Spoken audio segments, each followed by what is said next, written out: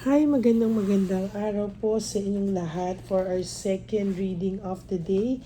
Tingnan po natin kung ano naman po ang makikita natin sa second reading of the day.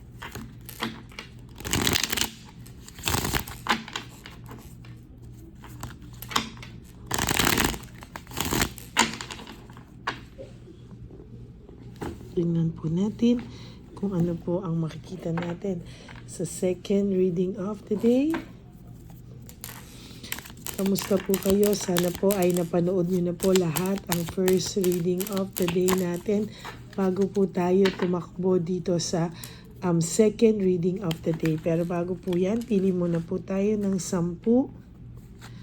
1, 2,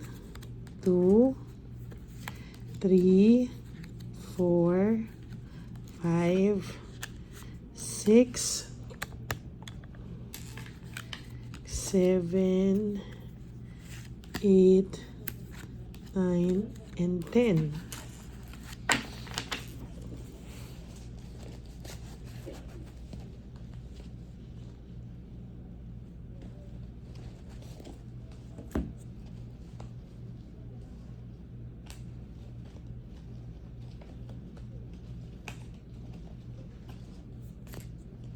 Tingnan po natin sa isang baraha kung ano naman po ang makikita natin sa mabubunot natin para sa second reading of the day.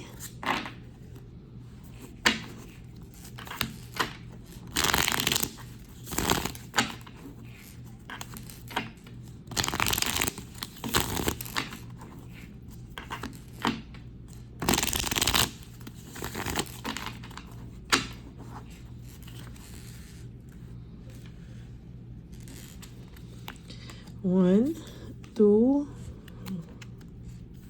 3, 4, 5, 6, 7, 8, 9, and 10.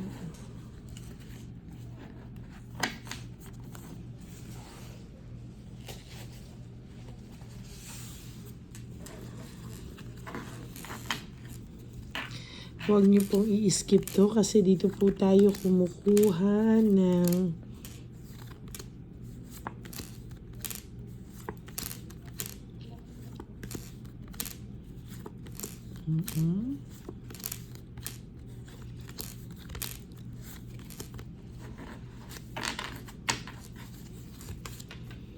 distraction, lack of rewards. Ang tao pong ito ay sobrang distracted po, no? Meron po siyang distraction sa kanya pong very distracted po siya at hindi niya po alam kung ano po ang nangyayari. Parang blanco po sa kanya ang lahat ng mga nangyayari sa ngayon at hindi niya po alam kung papaano niya po ito malalagpasan. Lack of rewards, wala po siyang blessings na dumarating. Panay kaguluhan po ang nakikita ko sa person nyo kasi nga po sa lahat po ng ginawa niya, sa pagsisinungaling niya po sa inyo, sa pagsisinungaling niya po sa inyo at sa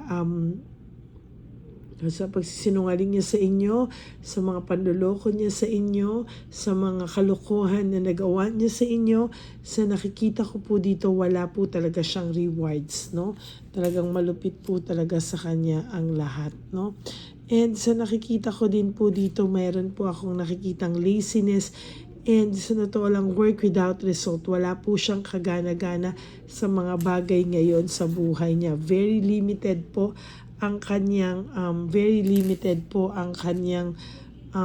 ginagawa sa mga oras na to dahil wala po siya sa mood gumalaw, kumilos, no? Ang naiisip niya lang po yung pag-aalikaga niya po, no? Yung pag-aalinlangan niya po sa mga bagay-bagay. Talagang hirap po siya sa totoo lang sa ngayon. Naiisip niya po na ikaw daw po ay blessed, no? Blessed na blessed ka daw po sa mga oras ngayon. At talagang ang nakikita niya po dito ay somehow is hindi niya po alam kung ano daw po ang gagawin niya. Hindi niya daw po alam kung para saan lahat ng mga nangyayari sa kanya. Kung ito daw po ba ay karma ng matatawag, no? Talaga po may karma na po talaga sa kanya. And feeling niya po panalo ka, no? Victory and success for you. May nangyari po sa iyong blessing or may nangyari po sa iyo na sa inyo ay parang ikaw po yung nagwagi, ikaw po yung nanalo. Parang siya po, ang feeling niya po ay talunan lang po siya palagi, no?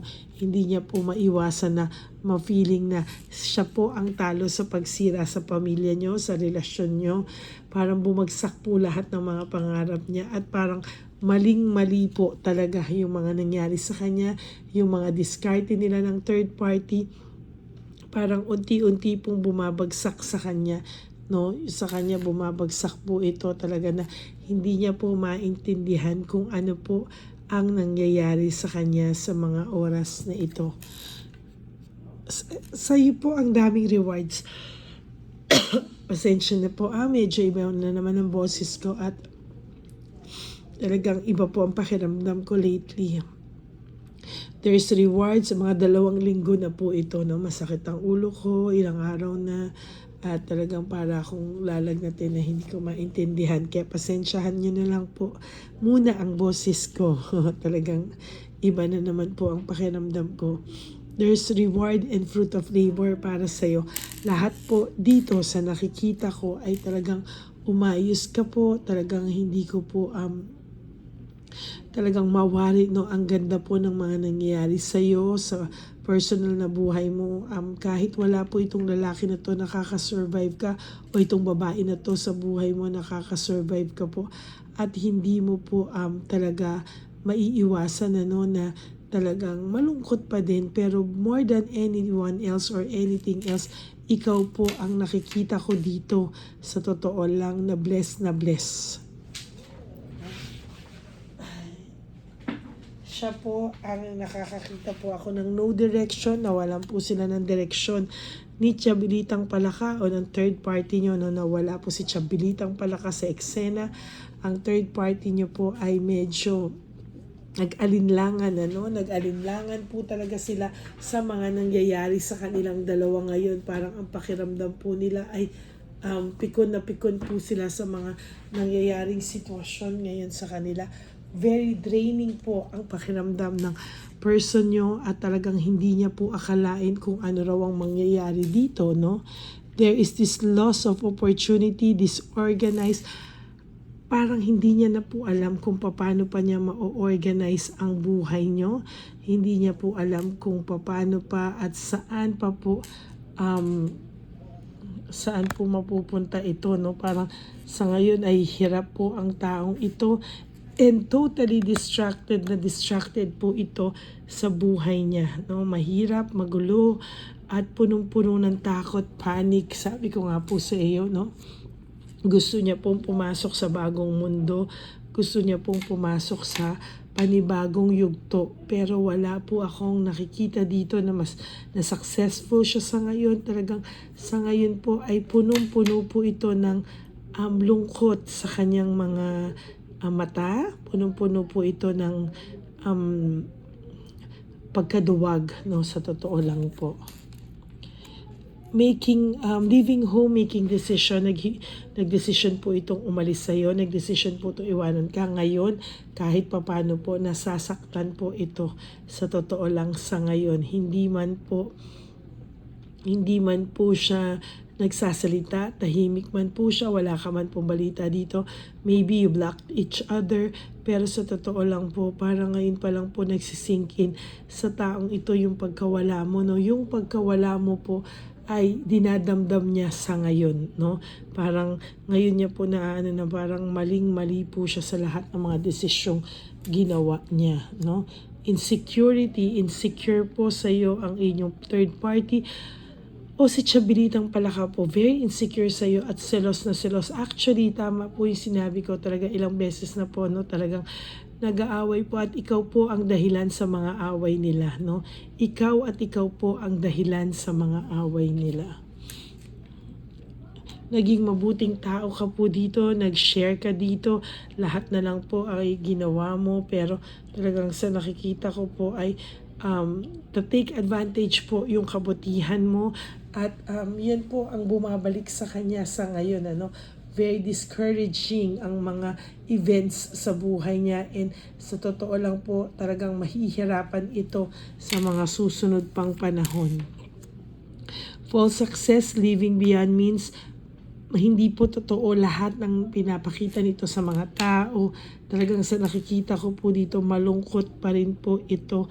At talagang sa mga susunod pong panahon, lalo pa pong malulungkot ang person na ito. Sa nakikita ko po, hindi po siya magiging maayos sa mga susunod pang panahon. Lalo po itong malulungkot at malulungkot, no? Naiisip niya po yung samahan nyo na sinayang niya. Naiisip niya po yung samahan nyo na talagang pinilit niya pong iwanan or saktan ka, no? Ngayon po sa kanya nagbabounce or nagsisink in lahat po ng ginawa niya sa'yo. And as a matter of fact, may pagsisisi po akong nakikita. Pero hindi niya po ito ma-entertain kasi nga po pinapanindigan niya po yung mali niya pong desisyon. May conflict pong nangyari or group conflict, natalo po sila, no? Talagang frustration ang naramdaman nila. Very, very frustrated po sila sa mga oras na to. At talagang sa nakikita ko po, hindi po talaga maiiwasan, ano, na makaramdam sila ng pagkatalo dahil ikaw po talaga ang nanalo, no? Talagang sa bawat anggulo, akala mo lang po talo ka, ikinalulungkot mo pong akala mo talo ka, pero may group conflict pong nangyayari ngayon, meaning hindi lang po sila ang nag-aaway, hindi lang po silang dalawa ang malungkot, kung hindi po lahat po ito ay malungkot, no? Happy surprise dreamer, meron pong good news pa na parating sa iyo at meron pa pong tutulong sa iyo sa mga susunod na panahon para ikaw po ay umayos, no? Nakakatuwa po kasi sa totoo lang nakikita ko po dito yung pagkapanalo mo na talagang hindi mo po inaasahan ito, no? Akala mo po talo ka, akala mo po ikaw yung sila na yung nanloko, sila pa yung masaya. No, sila po ang talo at hindi mo lang po nakikita ang tunay na nangyayari because, ayan, no, there's heartbreak, suffering, and grief. Nagsisimula na rin po silang masaktan, nagsisimula na rin po sa iyo silang mag-away, nagsisimula na rin po silang magkagulo, and ang tatapatin po kita, ikaw ay isa sa mga dahilan ng pag-aaway talaga nila. Isa ka talaga sa dahilan, malupit na dahilan, no, na hindi na po nila maramdaman yung pagka-in love nila, hindi na po nila maramdaman yung ng parang sa kanila is magulo na po ang samahan na meron sila at hindi na po nila ito para hindi na po ito para maramdaman pa nila yung kilig, yung mga ganyang factor, no? Sa totoo lang po, sa nakikita ko, magulo po talaga ang pinagdadaanan nilang dalawa sa ngayon. Nag-hold on lang po ang isa sa kanila dahil sa takot na may magbago, na parang may maiwanan at maramdaman niyang nag-iisa siya at maling-mali po ang kanyang napili, no? May emptiness for your last card, may emptiness and emotional loss, na dito po makikita mo talaga na talagang may emptiness talaga and emotional loss na nararamdaman ang tao nyo everyday. Kung akala mo sobrang in love to, kung akala mo ito ay okay na okay, hindi siya okay, no? Talaga pong sa nakikita ko dito ay malungkot po ang person nyo and somehow may pagsisisi po sa taong ito. Mayabang lang po ito, may ego, may pride, pero deep within this person may lungkot na nararamdaman at hindi niya po yan maitatago. So that's it for your second reading of the day. Ikaw talaga ang dahilan ng kanilang pag-aaway o ikaw din ang dahilan bakit unti-unting nagbabago ang person mo sa kanyang third party, no? Akala mo po na masaya sila pero hindi po. Isa ka po sa dahilan bakit unti-unting naaapektuhan ang relationship nila at talagang hindi na rin po sila ganun kasaya. Magulo po ang samahan na meron sila ngayon at wala po silang peace of mind as of this very moment. Magulo po ang person nyo at magulo rin po ang inyong third party. So that's it for your reading for the day. I hope naka-resonate po kayo, and if you do, can you please give me a like and comment down below para naman po